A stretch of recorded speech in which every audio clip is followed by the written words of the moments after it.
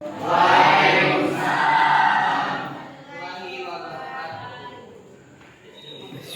Semuanya siap, bro.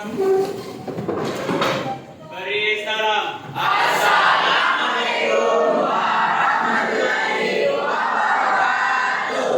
Waalaikumsalam warahmatullahi wabarakatuh. Silakan duduk. Baca doa sebelum belajar.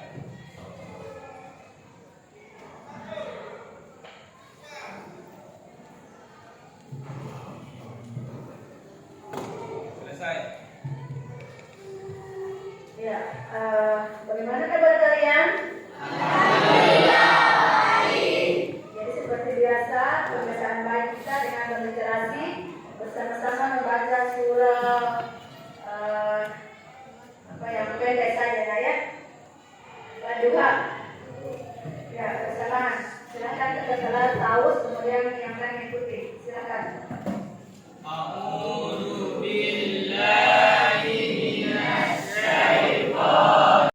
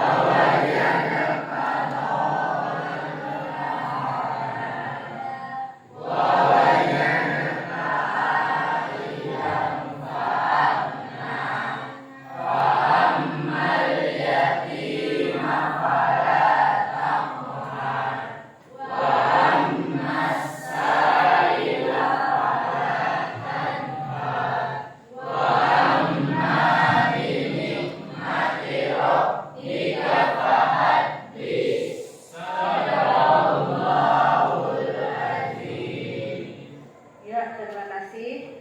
Sekarang Ibu akan mengecek kehadiran kalian. Siapa yang tidak hadir hari ini?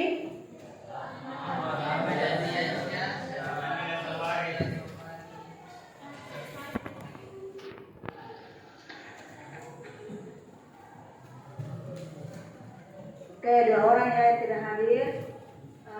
Mari kita doakan semuanya. Semoga yang sakit bisa kembali sehat dan beraktivitas seperti hari ini.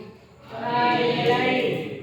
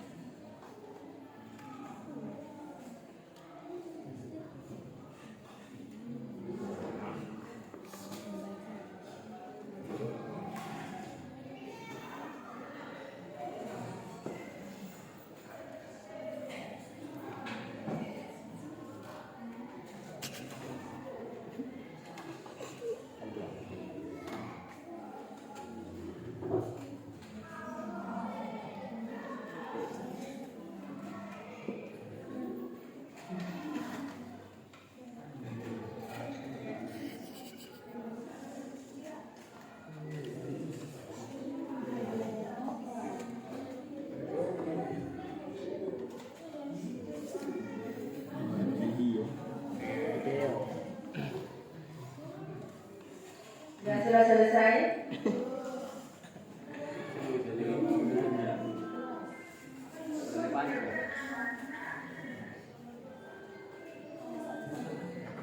Oke, sudah kawan.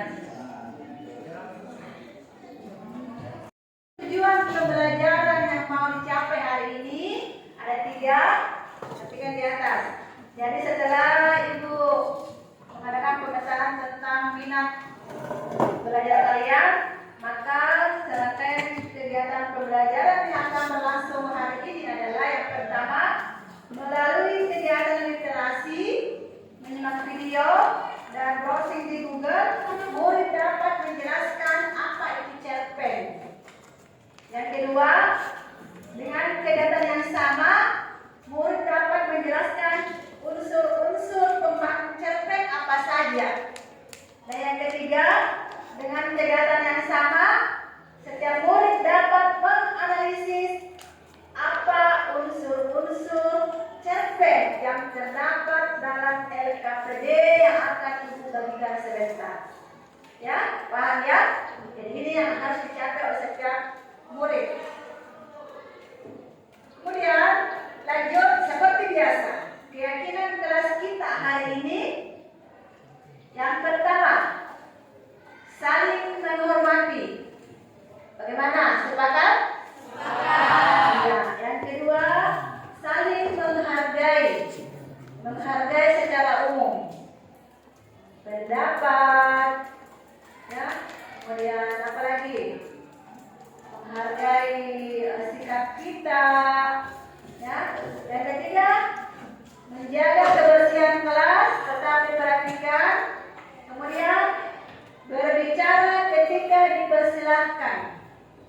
Dan yang terakhir, ketika hendak meninggalkan ruangan, tolong minta izin. Ini 5 kesepakatan kelas kita hari ini. Setuju ya? Sepakat? Oke, atau ada lagi yang menambahkan? Atau sudah jelas, sudah itu saja? Iya. Nah, Ibu akan menjelaskan alur materi kita hari ini, yaitu tentang cerpen. Ada yang sudah bawa cerpen? Ada yang bawa cerpen? Buku cerpen? Ada? Ya. Cerpen adalah salah satu bentuk karya sastra. Karya sastra yang lain itu apa saja? Ada novel, ada puisi, ada drama. Iya. Cerpen merupakan salah satu bentuk karya sastra yang memusatkan diri pada satu tokoh, satu pemeran utama. Jadi dia tidak seperti novel, ketika ada konflik orang tuanya sampai anaknya lagi bermasalah, sampai cucunya bermasalah. Nah, itu apa yang ceritanya. Tapi kalau cerpen hanya satu kali konflik, satu pokok masalah yang dibahas, selesai cerita. Itu bedanya dengan novel ya. Kemudian ketika menentukan tema cerpen, kalian sekarang kan SMA. Masa SMA itu masa yang paling menyenangkan.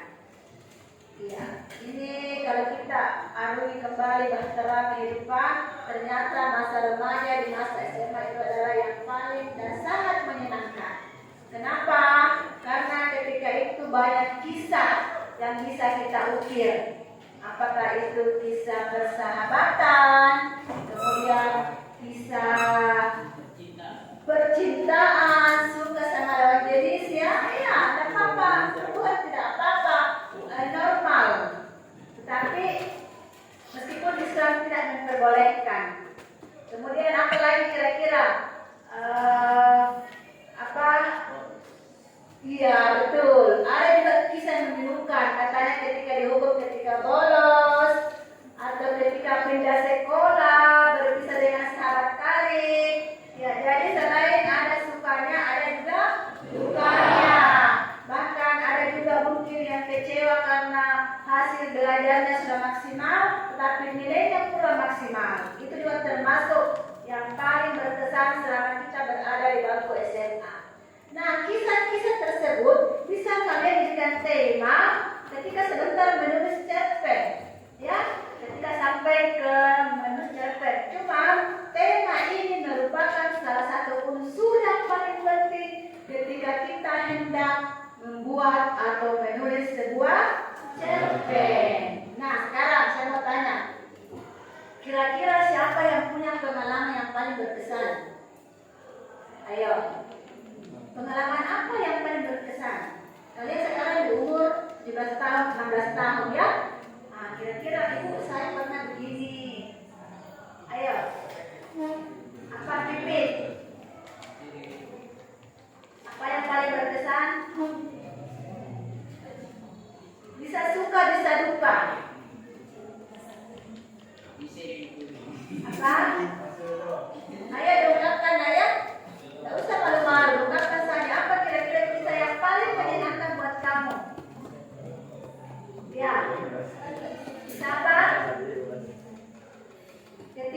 ditinggal oleh nenek. Ya, ketika neneknya meninggal atau bahkan orang tua kita ada yang sudah wafat, ya, itu pengalaman mungkin tidak akan terlupakan seumur hidup. Ketika berpisah dengan sahabat, ketika pergi lomba di sekolah orang, itu akan berkesan sekali itu.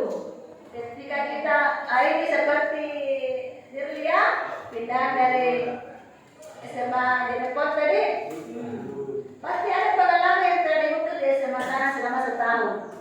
Iya, dan itu tidak akan terhapuskan mungkin sampai berapa tahun ke depan. Satu lagi yang punya pengalaman ketika bolos dan didapati oleh gurunya. Ya, itu betul. Harus ya jujur. Iya. Siapa yang punya lagi pengalaman bolos? Iya. Bagaimana nak? Menyenangkan atau menyedihkan? Senang dan sedih. Iya. Tidak sampai di rumah kita. Iya. Ya, jadi pengalaman itu bisa kalian kembali ukir, kembali ungkapkan dalam secercah kertas sebentar ketika di kegiatan tulis cerpen. Ya, tetapi sebelum sampai di situ kita harus mengetahui dulu apa saja unsur pembangun cerpen. Ya, di sini ada yang tahu apa unsur pembangun cerpen? Cerpen dibangun oleh dua unsur, yaitu unsur edisi. Ayo, siapa yang bisa ingat kembali berapa SMP? Intrinsik itu yang mana? Ekstrinsik itu yang mana? Ayo, ingat kembali. Unsur intrinsik. Ayo. Jadi kita diungkapkan itu termasuk unsur apa? Intrinsik. Betul sekali. Jadi unsur intrinsik itu unsur yang berada di dalam cerita. Seperti rumah itu fondasinya, batu gulungnya, batu batanya, lantainya tidak akan jadi sebuah rumah tanpa adanya unsur intrinsik. Jadi dia berada di dalam cerita. Unsur utama sebuah cerita itu unsur intrinsik. Seperti yang bisa dipaparkan, apa tadi? Tema, betul sekali. Apa lagi? Tokoh. Tokoh, hebat. Tokoh ya, apa lagi? Alur cerita. Alur cerita, mantap. Proses kejadian, betul. Latar. Apa lagi? Latar. Latar, iya. Gaya bahasa. Gaya bahasa. Betul-betul mantap ini. Sudah diketahui apa saja unsurnya betul. Jadi ingatan kalian di pembelajaran kira tuh kelas 10 bahas fisika diungkapkan itu hampir sama dengan unsurnya karena sama-sama dia karya bahasa. Mantap, terima kasih banyak nak kalian sudah ada yang meminat apa unsur pembangun. Nah, kalau unsur ekstrinsiknya yang mana itu? Unsur yang berada di luar cerita. Contohnya penulis, betul, biografinya penulis itu seperti apa? Bagaimana latar belakang pendidikannya penulis, kemudian bagaimana latar belakang budayanya, ekonominya, jadi agamanya, betul. Kita bisa tahu budayanya orang itu lewat cerpen, lewat membaca. Tidak pernah pergi di Jakarta, tidak pernah pergi di Minangkabau, tapi kita tahu kalau di Sumatera itu bukan laki-laki yang dikasih naik, kalau kali itu dikasih batu, tapi perempuan yang kasih naik ke laki-laki. Bedanya dengan budaya iya. Itu contoh dari itu. Kali ini kita tahu bagaimana budaya orang rajin berliterasi dan sampai ke budaya yang paling dalam, rajin membaca karya sastra terutama cerpen. Oke. Nah, sekarang perhatikan di atas. Ada kutipan cerpen seperti ini. Bisa dibaca?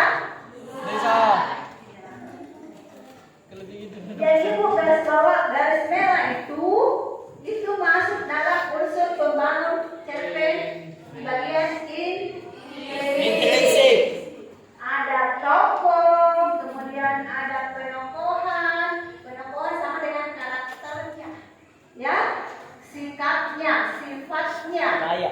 Ada gaya bahasanya, ada latarnya, ada amanatnya. Bisa dilihat? Bisa. Ya, ini contoh sebentar karena akan ada kegiatan menganalisis. Oke.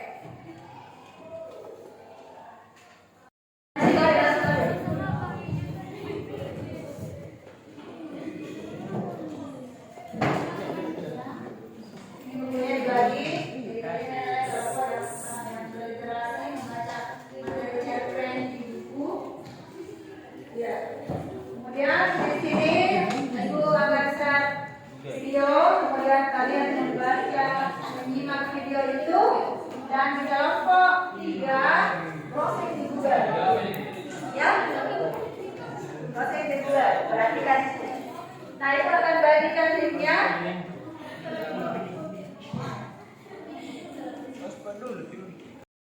Itu. Satu orang menulis dan semua orang lain sini. Cepat. Ya, jadi pelajaran di rumah teorinya, kemudian di KPD.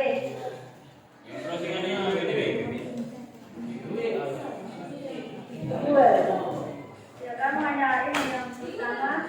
Cari pengertian cerpen, cari unsur cerpen. Kalau ini ada di buku cerpennya. Ya.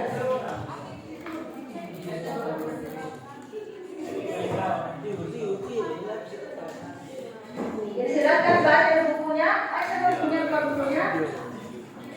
Cari materi cerpen di situ.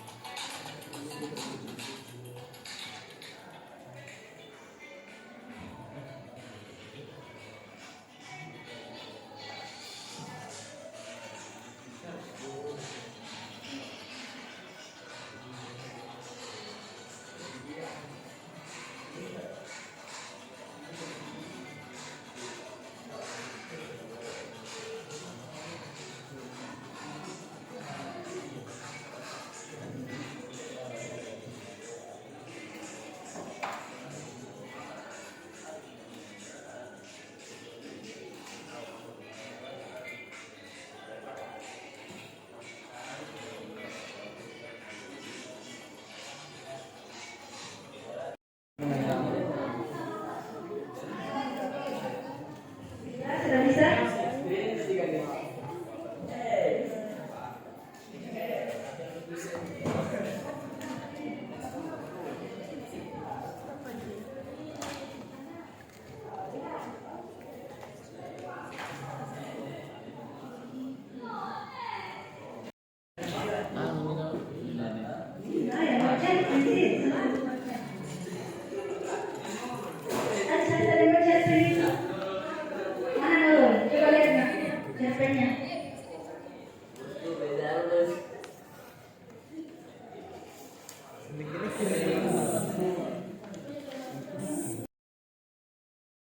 Wabarakatuh.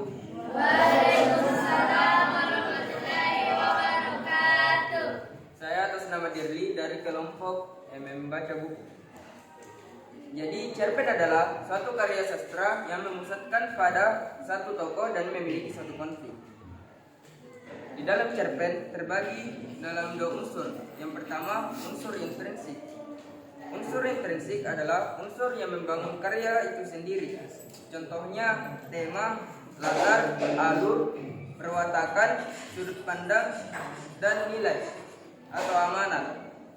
Yang kedua, unsur ekstrinsik. Unsur ekstrinsik adalah unsur-unsur yang berada di luar karya sastra, tetapi secara tidak langsung mempengaruhi bangunan atau sistem organisme karya sastra. Contohnya nilai-nilai dalam cerita dan latar belakang penulis. Sekian, terima kasih. Ya, beri aplaus buat temannya. Lanjut ke kelompok 2. Assalamualaikum warahmatullahi wabarakatuh. Waalaikumsalam warahmatullahi wabarakatuh. Saya atas nama Safitri Ramadhani. Saya dari kelompok Video. Apa itu cerpen? Cerpen atau singkatan dari cerita pendek merupakan bentuk prosa naratif fiktif. Isi dari cerita pendek cenderung padat dan langsung pada tujuannya, berbeda dengan cerita fiksi panjang seperti novel. Unsur cerpen terbagi menjadi dua, yaitu unsur intrinsik adalah unsur pembangun cerpen yang berasal dari dalam cerpen itu sendiri. Sedangkan unsur ekstrinsik adalah unsur-unsur cerpen yang berada di luar karya sastra. Akan tetapi, secara tidak langsung, unsur ini memengaruhi proses pembuatan suatu cerpen. Terima kasih. Assalamualaikum warahmatullahi wabarakatuh. Perkenalkan, saya Nurjana Limukir, perwakilan dari kelompok Searching di Google. Pengertian cerpen. Cerpen atau cerita pendek merupakan prosa fiksi yang menceritakan tentang suatu peristiwa yang dialami oleh tokoh utama. Cerpen merupakan salah satu jenis prosa yang isi ceritanya bukan kejadian nyata dan hanya dibuat-buat. Unsur pembangun cerpen terbagi atas dua, yaitu unsur intrinsik dan unsur ekstrinsik. Unsur intrinsik adalah unsur yang ada di dalam cerpen itu sendiri.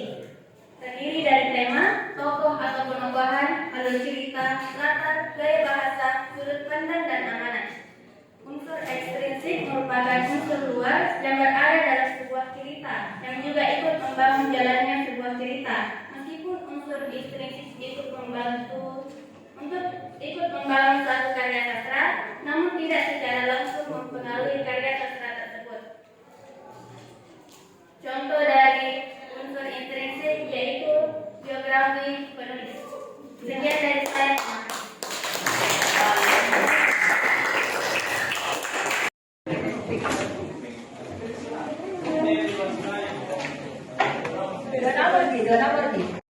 Materi kita hari ini semoga bermanfaat buat kita semua, dan sebagai bahan refleksi buat kalian, Ibu akan memberikan pertanyaan pemantau. Yang pertama, cerpen singkatan dari apa? Ya, Dirli. Jadi cerpen adalah singkatan dari cerita pendek. Iya, tepuk tangan buat Dirli. Yang kedua, cerpen dibangun oleh berapa unsur? Iya, Fahmi.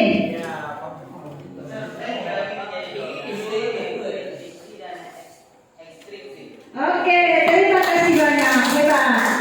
Soal yang ketiga, unsur intrinsik terbagi atas berapa? Unsur intrinsik. Ya, Pipi.